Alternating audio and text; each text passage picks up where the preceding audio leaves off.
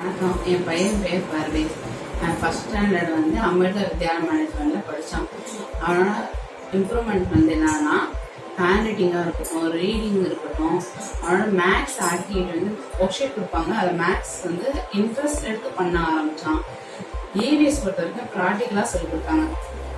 ஒவ்வொரு யூனிட்லேயும் EVS நடக்கும்போது அது வந்து நம்ம டெய்லி லைஃப் பற்றி பிள்ளைங்க மேம் சொல்லித்தரனா பிள்ளைங்களுக்கும் ஈஸியாக அண்டர்ஸ்டாண்ட் ஆகுது. நம்ம எப்போ வெளியே போனோம் எங்கள் மேம் அது சொன்னாங்க இது சொன்னாங்கன்னு சொல்லும்போது ஓகே பிள்ளைங்க வந்து நல்லா அப்சர்வ் பண்ணியிருக்காங்கன்றது எனக்கு நல்லா தோணுச்சு.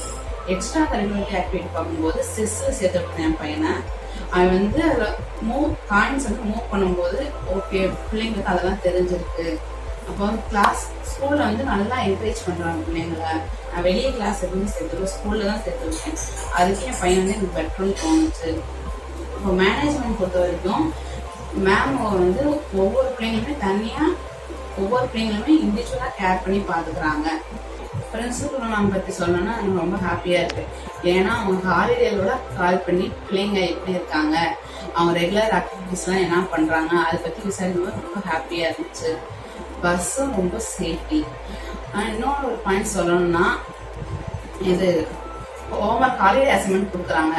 அது வந்து பிள்ளைங்களால என்ன முடியுமோ அதை மட்டும் கொடுக்குறாங்க. அது ரொம்ப ஹாப்பியாக. ஏன்னா பேரண்ட்ஸ் வந்து ஹெல்ப் மட்டும் தான் பண்ண முடியும். ஆனால் பேரண்ட்ஸ் வந்து அவங்க ஹாலிடே அசைன்மெண்ட் கொடுக்கவே இல்லை, பிள்ளைங்களுக்காக கொடுக்குறாங்க. பிள்ளைங்களால என்ன முடியுமோ அதை மட்டும் கொடுக்கும்போது அவங்க ஹாப்பியாக இருந்துச்சு.